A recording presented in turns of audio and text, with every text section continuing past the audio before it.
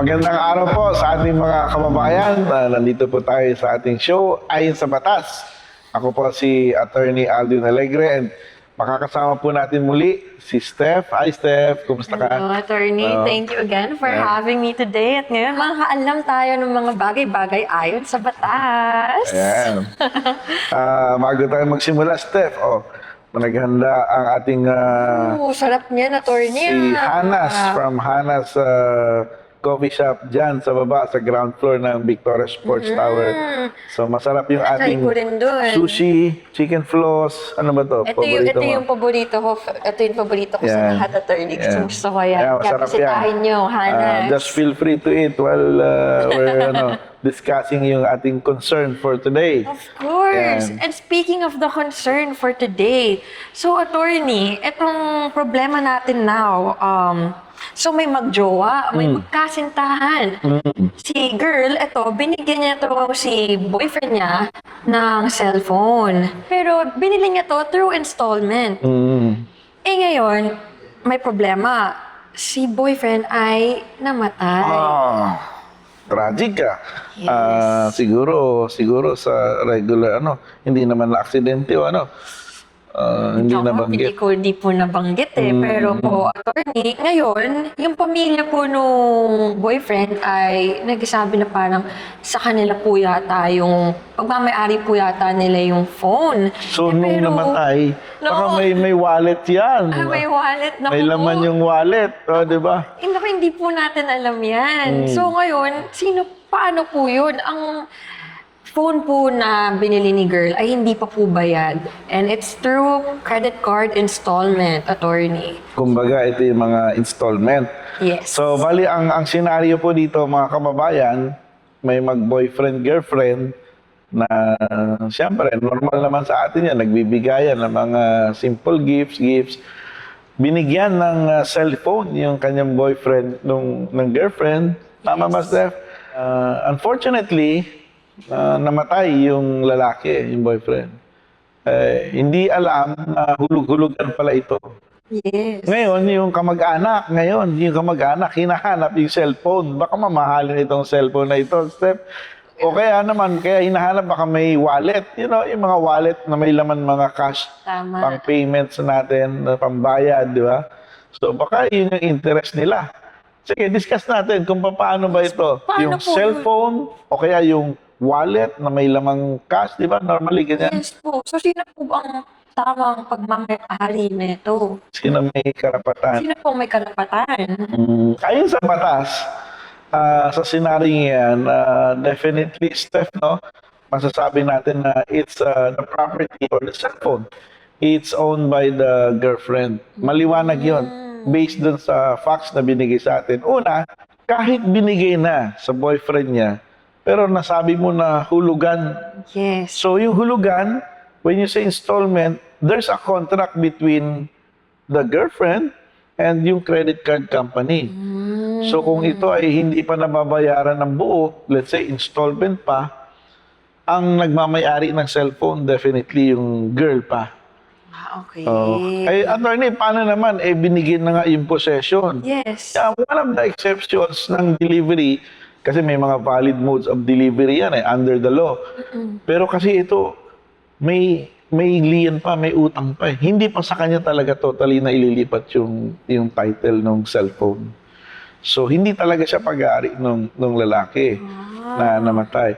Ngayon, kung hinahanap ng mga magulang, pwede kasi nating sabihin doon sa parents na una po, ang nakakontrata dyan, yung girlfriend. So, hindi sa privy doon sa kontrata. Pangalawa, yung ownership, nandun pa sa may credit card company yan. Pangatlo, kasi pag tinignan mo yung taxation sa estate po, pwede mo lang isama sa compute ng estate nung namatay kung yung property, whether personal property or real property, ay nakapangalan sa kanya. Sa kanya na siya na yung may-ari. Yes. In this case, hindi pa pag-aari ng lalaki yung cellphone. So, hindi pa sa kanya nakapangalan. Pangatlo, I will presume na, di ba normally mag-boyfriend, girlfriend, hindi naman yan pag may nagbigay sa'yo, kailangan bang isulat mo? May sulat. May kasulatan, ika nga, di ba? Kasi parang donation yun eh. Exactly. Binigay ng girl sa boy yung cellphone, parang for free, of course. Yes. Donation. Wala silang kasulatan. Yes. Eh, ang sinasabi ng batas, any amount in donation and in excess of 5,000 pesos, dapat it must be in writing. Writing. Siguro sa fax mo, nagbigay ba sila ng sulatan? Wala naman siguro. Normal sa relationship, wala naman gano'n. attorney. Minsan nga, mamahalin pa, wala kasulatan, di ba? Dahil, course. pag-ibig, siyempre, pag mahal mo isang tao, kahit ano, hanggat kaya mo, ibibigay mo. So, ang assumption ko dito, walang kasulatan. So, invalid din. Kumbaga, yung donation, invalid. So, hindi pwedeng mag-claim yung parents. Kasi, the donation talaga. itself of the phone, I will assume yung phone exceeds 5,000 pesos. So, di invalid yung donation. So, wala talaga. So, these are the reasons bakit masasabi natin na hindi pwede maghabol yung yung magulang nung boyfriend, nung girlfriend doon sa cellphone. Yun pala. Parang may tawag dyan, attorney. Ano nga ba? Unjust enrichment ba yun? Isa pa yan. Ang galing ni Steph. Oo, natututunan dito sa akin sa batas. Pag binigay natin yan sa cellphone, assuming magkakaroon tayo ng there's a principle in law na tinatawag na unjust enrichment. Kumbaga, yung parents makikinabang doon sa cellphone for free. No. Na libre at the expense of the other person, of the girlfriend. Kaya pinagbabawal yun ng batas. Bawal. Unjust talaga enrichment, yun. tama yan. So dapat, yan yung mga for free, na nakikinabang tayo ng free, tapos binabayaran ng iba, unjust enrichment siya, unless may consent. Yes. Di ba? Paano, attorney, kung may wallet nga dun sa phone? Baka malaki-laking laman, ano? Exactly, Oo. attorney. Paano yun? Sino ang may-ari? Sino yung may karapatan? Yes. Ayun. Ngayon hindi ho natin alam yung facts. Mag-assume lang tayo. Assuming ang nag-load ng wallet ay si girlfriend, dahil siyempre, alagang-alaga eh. Pampered eh, di ba? O, eto yung cellphone, may load na yan, may wallet ka pa, allowance. Swerte ng gaya, no? So, kung ang may-ari, nag-load ng wallet ay si girlfriend, hindi pwedeng kunin yun ng mga magulang. With more reason. Because, in the first place, hindi naman talaga siya yung may-ari, di ba? Tama. May iba lang to, Steph, kung ang nag-load ay yung parents. Di ba? Assuming yung parents, anak, may bago ka palang cellphone. Padalang kita ng wallet. Ito, pang-allowance mo. Yun, pwede po yung bawiin ng parents. Kasi hindi naman sa girl nang galing. Kasi sa kanila naman talaga. Basta kung sino yung may-ari, sino yung nanggaling yung source, siya yung may-ari ng Yun. So, kailangan malaman natin yung facts doon sa nagtanong, sino ba nag-load ng wallet? Importante malaman. Yun, ano pa ba? Linaw naman pala. Ito yung mga casual na nangyayari sa relationship. Ito yung lalo reality, attorney. Ito yung katotohanan. Cellphone, load, Yes. minsan ano pa ba? Lalo na sa mga kabataan ngayon, in my personal experience sa mga friends ko, may mga ganito rin talagang cases. Madami So, Madami talaga. marami pala. Talaga pag nai-inlove ang ating mga naku, kabataan, talaga. talagang kahit ano yan, ibibigay. Basta po pa Pero pag-ibig, no? ang problema kasi, paano pag naghiwalay? Diyan Ayun pumapasok yung problema. Katulad dito sa kaso nito, ang alam ko, ipinabarangay pa yata itong girlfriend. Ay! Umabot pa sila sa barangay, di ba? Para lang mabawi yung cellphone. Grabe naman. Steph, alam ko, yung girlfriend, meron pa itong pag-aaring farm eh.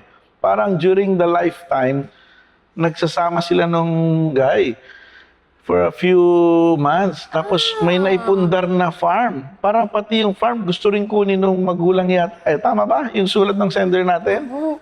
Oo nga, no? Parang Oo kung may nga. farm, ibig sabihin may real property. Naku, paano po yun, attorney? Yung farm, meron bang katibayan na... Babalik tayo dun sa article 148 and 147. Kasi itong example nito, sinabi sa facts na boyfriend-girlfriend nagsasama, Una, nagbigayan ng cellphone, Yes. personal property. Sige, pwedeng palagpasin. Dahil hindi ganun siya kalaki compared sa real property. Yes. Ngayon, may nadagdag na facts na may na-establish pa silang farm, real property.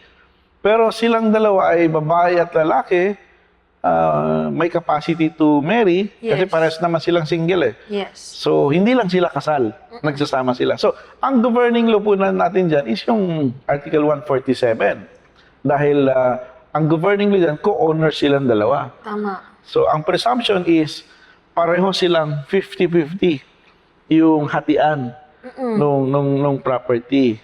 So, ngayon, ang tanong, so may karapatan nga, attorney, yung magulang doon sa real property. Yeah, under the law, presume, 50-50 sila. Yes. Kahit sabihin mong walang contribution yung lalaki or even yung girl, kasi ang nakapangalan pala sa girl.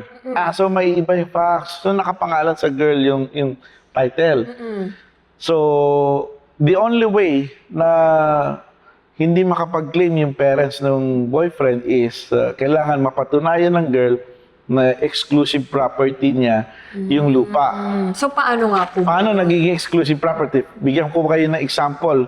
Assuming po yung farm ay minana nung girl sa kanyang parents. Namana niya lang. Namana niya, yes. O di exclusive Kanya property yun sa kanya. Yes. Regardless, nagsasama sila, nagko-cohabit, whatsoever. Hindi mag-a-apply yung presumption na 50-50 sila. So, yan. Maaari, yan yung magiging lusot ng girl. Kailangan patunayan niya na minana niya yung property. Mana Kasi kung property. sasabihin niya lang, we acquired this during our cohabitation, baka pumasok yung presumption na 50-50. Yes.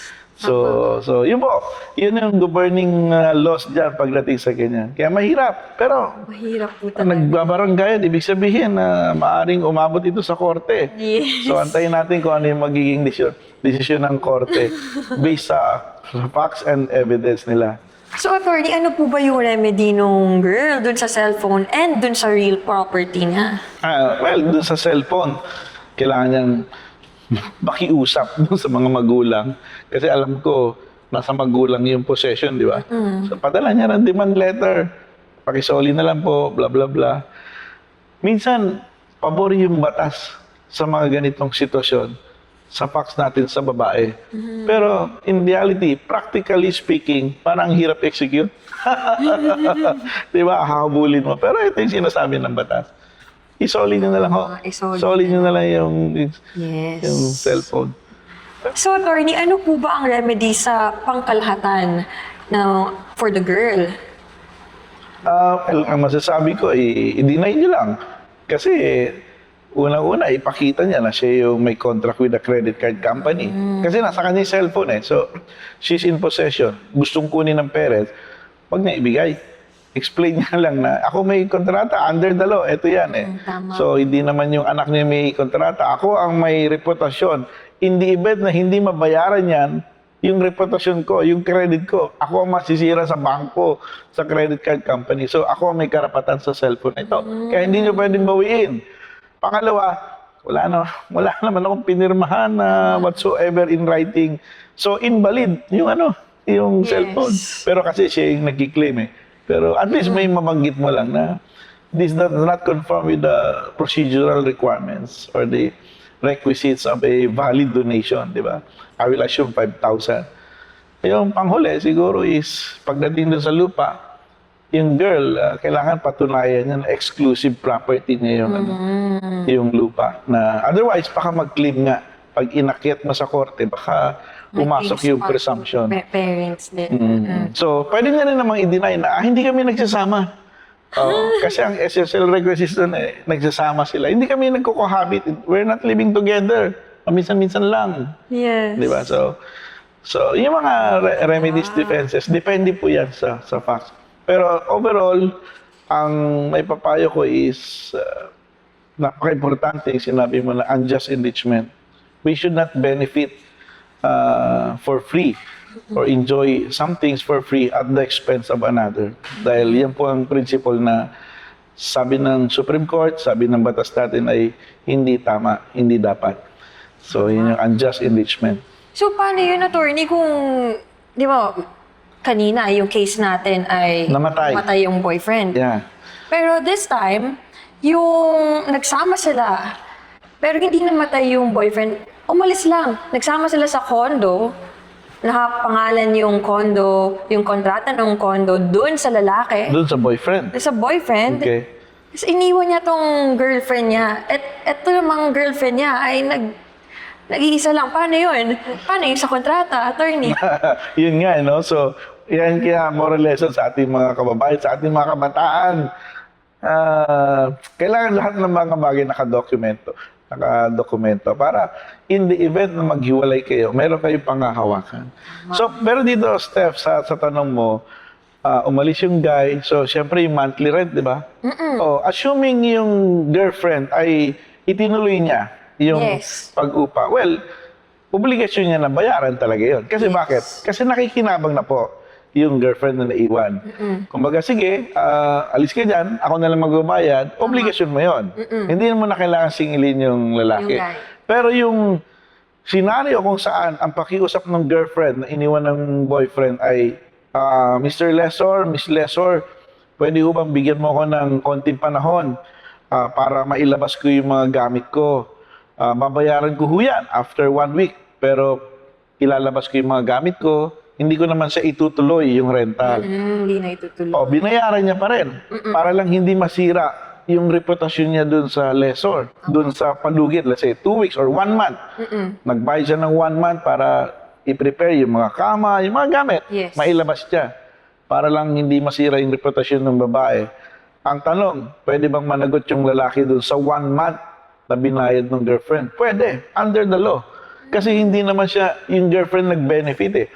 Yun ay nagkaroon ng breach para lang isaayos yung mga personal property mo. Yung reputasyon mo hindi masira. Kaya ka obligado nagbigay ng 1 month na palugit.